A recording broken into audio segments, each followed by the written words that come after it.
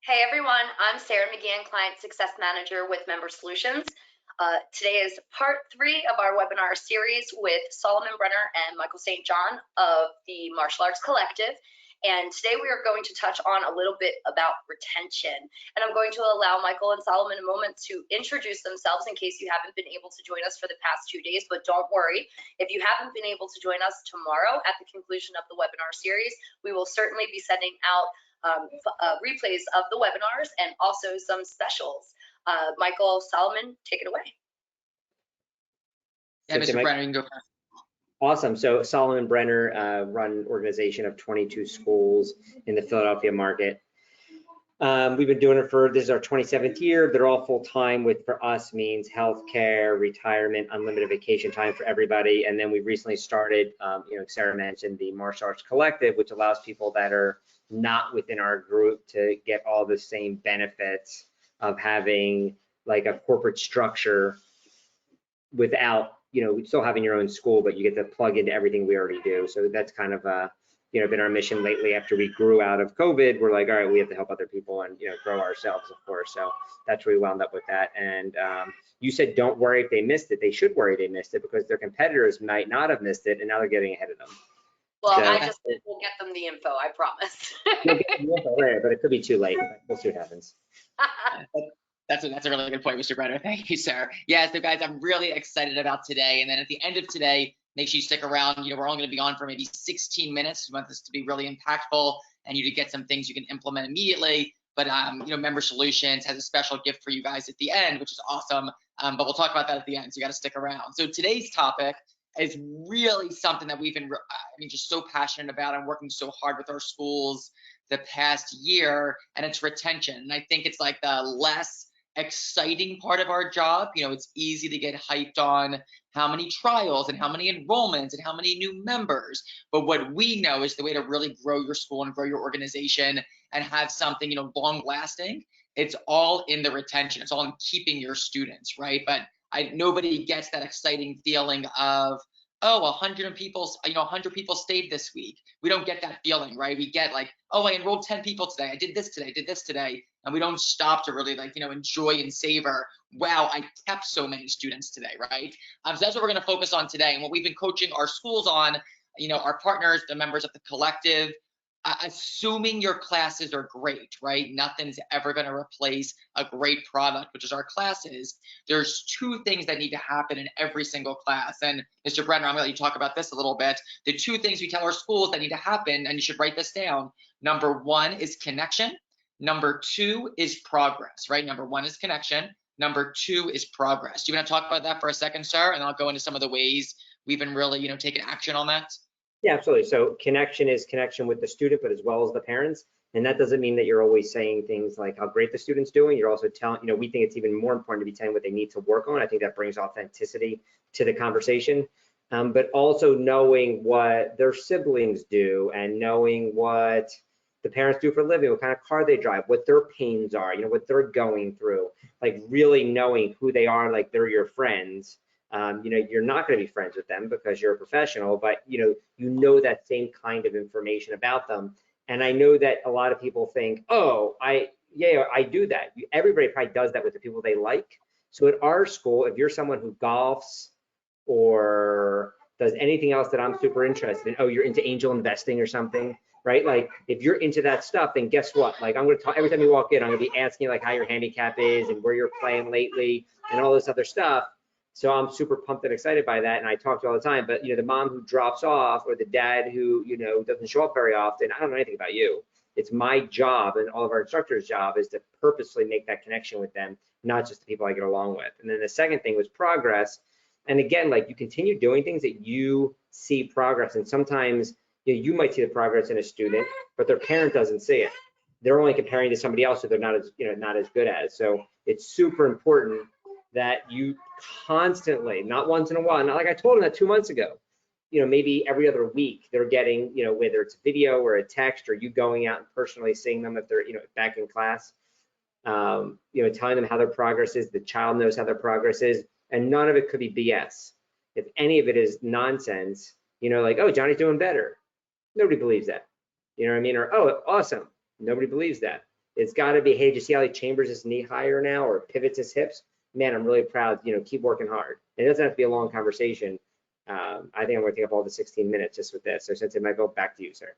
No, you're great, Sarah. And I was thinking, as we were getting ready for today, I was thinking, I mean, Sarah, this alone could have been a 4-part series, right? Like, we're going to cram this into a couple of minutes, but there's so much here. So, what I want to share with you today is, 3 things that we've implemented over the past, probably 14 months now, that, our retention has actually gotten stronger during COVID. We're better than ever, but I think it's because there was so much fear in the beginning, those first couple of weeks, and yes, we lost students, but we came back so much stronger. But, when we really did some reflecting on, okay, who did we lose in, March and April? It was all people we didn't have a strong connection with. When we got those quit requests or, those cancellation notices, and we're going through their cards like, oh yeah, he was here for 2 weeks. I barely know his name. Or yeah, we haven't really talked to them. We haven't seen them. So for us, that was a real wake up call. Like, okay, if we ever have to go through this again, we can't be in the same situation. We have to be better. We have to be better. So a couple of things, and I'll share 3 of them that our schools have been working on. Number 1 is what we call triage. And I'm sure most of you have heard the idea before of thinking about your students as like A students, B students, and C students, right? So A students are your superstars, the ones that are there. They participated all in the events. The parents are posting about you on Facebook. The B students are probably most of your population, right? That's probably, 80% of your school, maybe 70% of your school. And they show up, they do their thing, you know them. And then the C students are the ones that, we tell our instructors that every single class, your students are either closer to black belt or quitting. They're the only 2 options, right? They're leaving the building thinking, I can't wait to come back, or I could have been at baseball practice. I could have been grocery shopping. I could have been whatever, right? And the goal is you get your C's to become B's and you get your B's to become A's, and you're constantly working through that process, right? So with that said, one of the things we do every single Monday, we have our team meeting with all of our locations at 9 a.m. And then when we sign off at 9:45, all of our instructors do what they call triage. And they go through their student list. For us, we still use attendance cards because we really like the feeling of like seeing that card and seeing that information on there. And it's just like a little pause, like, okay, Sarah's one of my yellow belts. Where is she? What do I know about her? What's going on with her? Is there a challenge that we need to communicate about? And then we go on to the next one. Then we pull up Solomon's card. Okay, where's Solomon, right? And the important thing is if there's any issue or challenge, we're trying to anticipate these quits, right? We know once that parent calls to say, hey, we need to take a break or put things on hold, we're playing defense. Like we're already in a bad position. If we can get ahead of that and like we know there's a challenge or we sense there's a roadblock, the goal is at that moment we put a plan in place. And sometimes it's calling immediately, sometimes it's helping them when they're in class. But the goal is that at the end of that Monday morning, any of those C students, they have a plan. The team's aware of it, and there's something we're going to do about it. Anything I'm missing with that, Mr. Brenner? Thumbs up, head shaking a thumbs up. Wonderful, right? So that's number 1. And listen, just like anything at your school, you can do it as fast as possible, or you can really do a thorough job with it. And obviously, the more thorough, the better your results are going to be, right? But the goal is every single person we're having that little thought and conversation about. So that's number 1. That's been 100% transformational. Number 2, and I'm sure you've heard about this, in other industries, but COVID has been a reset point for a lot of businesses in a lot of ways, right? And people are used to new rules and new procedures and new systems in place because it's what the world is right now. So one of the things that we've wanted to do for a really long time, but we never pulled the trigger on, but COVID kind of forced us into it, was having our students register for classes in advance. And I'll tell you kind of how we do it, and the why behind it and how it's made a difference, right? So I know there's some software programs that do it. We use a combination of Calendly or Schedulicity. How you do it, I don't think is the important part. That you do it is the important part. And it does a couple of things. And we first heard this idea, Mr. Brenner, I think from SoulCycle, right? It's kind of what first inspired us, a bunch of years ago. SoulCycle, if you don't know, it's a super boutique cycling studio, right? It's, if there's one in your area and they're only really in major markets, you should totally go take a class just to kind of experience what it's like. Their cheapest class is $34 a class.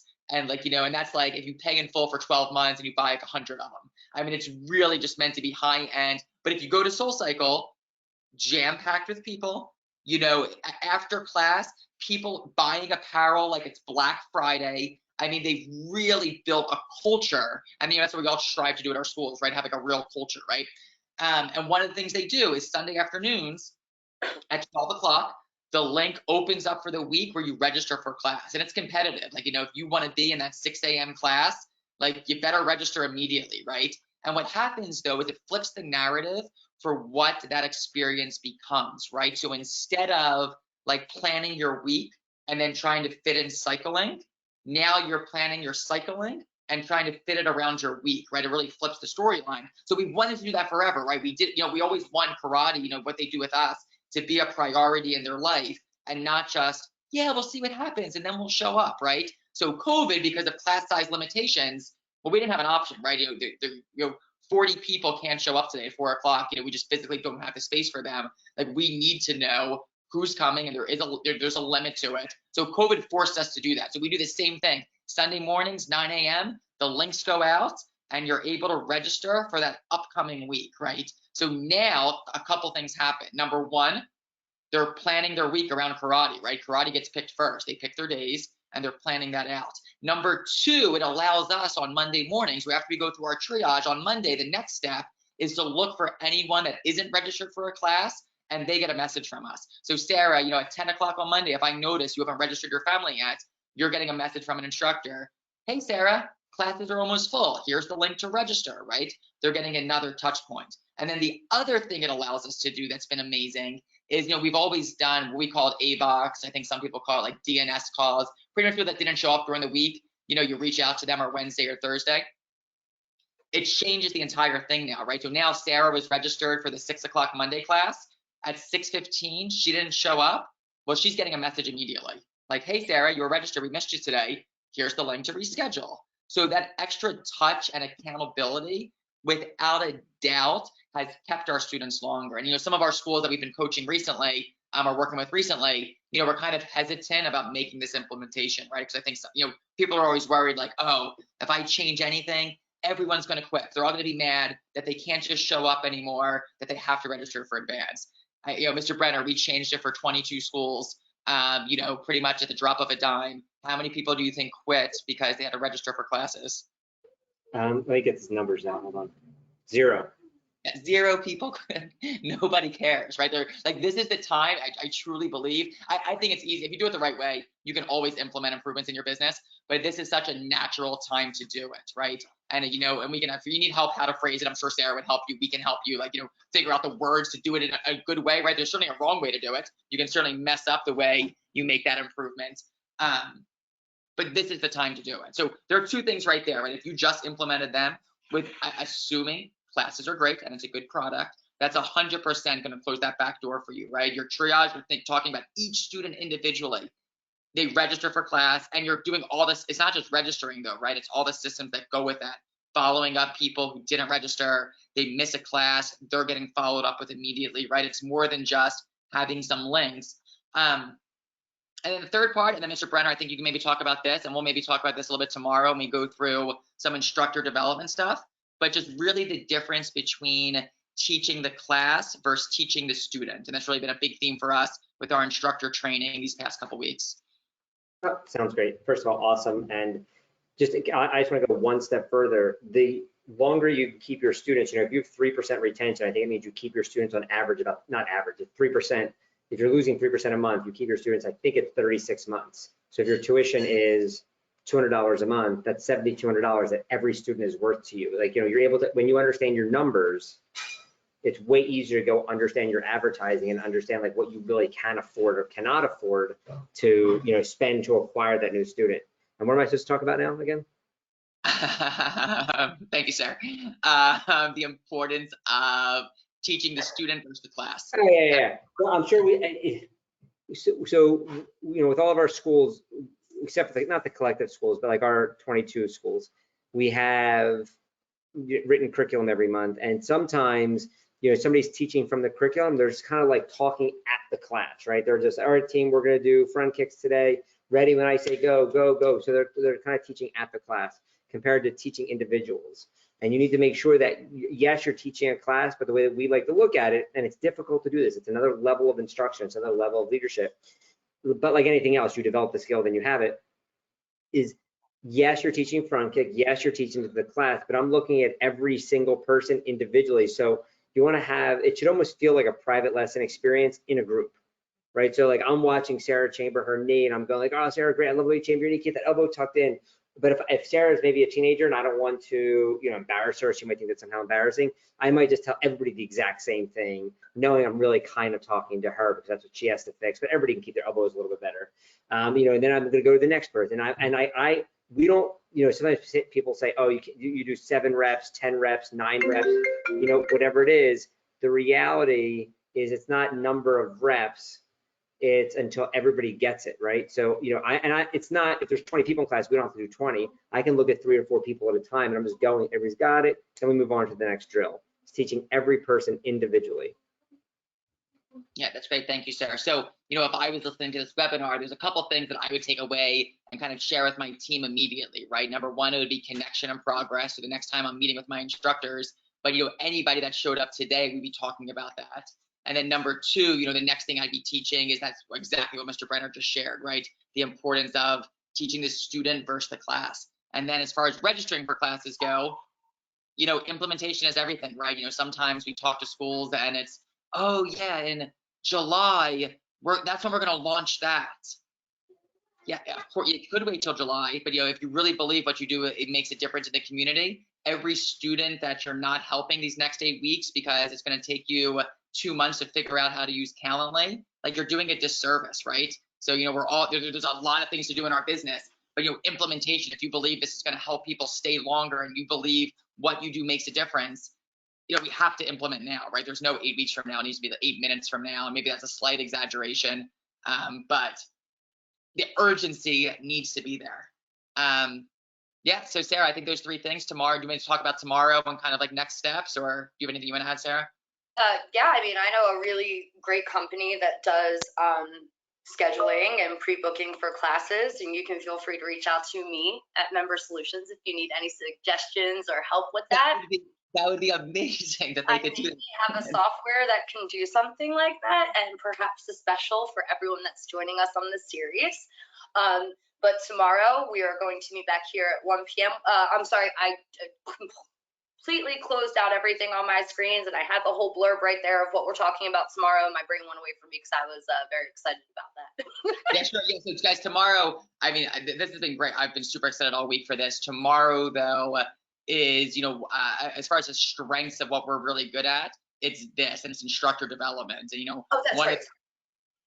One of the reasons, we have 22 locations, a few of which opened in the past year during COVID, is because we are hyper focused on developing a team, right? And we know the only way we can make a bigger impact in our communities is developing more instructors. There's only so many people that one person can help, and only so much you can do as a one-man show. And of course you can do it that way, but if your vision is to do more and help more people and give more people opportunities, you need instructors to do that. And we've really systematized it, and I think we have it as close to a science as anybody does. And that's where we're going to share some of the steps that we do tomorrow and how you can plug into that.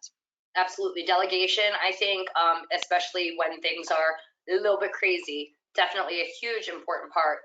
And whether that's delegation to, like you said, instructors, a company, programs that will help you get done what needs to be done, it's recognizing those things. And I'm really excited to kind of touch on how instructors can really step up and take some of that, I don't want to say grunt work, you know what I mean, but some of those other things off of your plate so that you can delegate more and make it more organized and things just move really seamlessly. So I'm super excited to talk about that. Solomon, anything else you'd like to add today? Nope, great job, everybody. I thought it was awesome. Awesome to see everybody tomorrow. Yeah, tell them about their special present, Sarah, or we make them wait until tomorrow? That's up to you.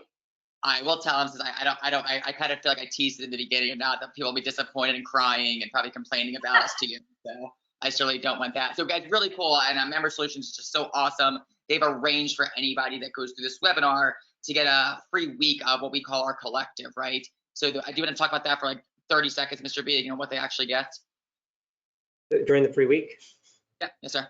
Yeah, so they get to pretty much participate fully in our daily meeting. So it's, this is meant for someone who really wants to make a difference now in their community. They want, make a bigger impact.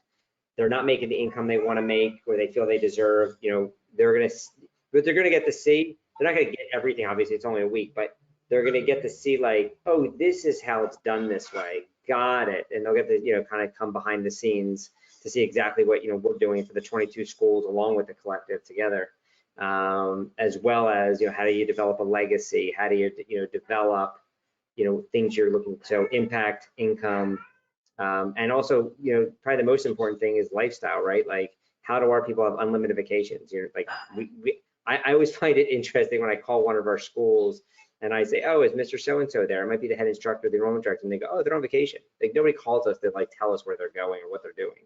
As long as they're achieving their goals and doing the right things, which is always the case. I can, sorry, didn't mean to cut you off. Solomon and Michael were kind enough to invite me to join them at the martial arts in their meetings for a week. And I can honestly say that it's great. It's not just, some people might be a little apprehensive that this is just you two telling people how to do everything. And that is not the case at all. This is not you put systems in front of people completely and say, that's it, that's how you have to do it. What it is, it's more like a round table to discuss different ways that you can achieve those same goals with clients all over the country. And I'm not even sure if we go beyond just the country at this point. But it's a really fantastic place to network and get really fantastic ideas. And I took away so much, and I don't even own a school, right? I took away so much from that week that I spent with you guys, and it was really a blessing to be invited to that. So I think that anyone who's on this call that doesn't take advantage of at least that week to see what you could be getting, to see what you could be learning is really the goal here, right? For sure, absolutely. Yeah. So yeah, just reach out to us. I think Sarah, I'll send you the link and maybe you can put it in like the recording so they can connect it. Because I think if I put it in the chat, I think I might just go to the three of us, which we already have the link. Oh yeah. Well. Oh yeah. You would have to. Yeah. No worries. No worries. We'll get it to everyone. Everyone's getting everything. All right, guys. We'll see you tomorrow at 1 o'clock. Can't wait. Sounds good. Talk to y'all. All right, guys. Thank you. Take care.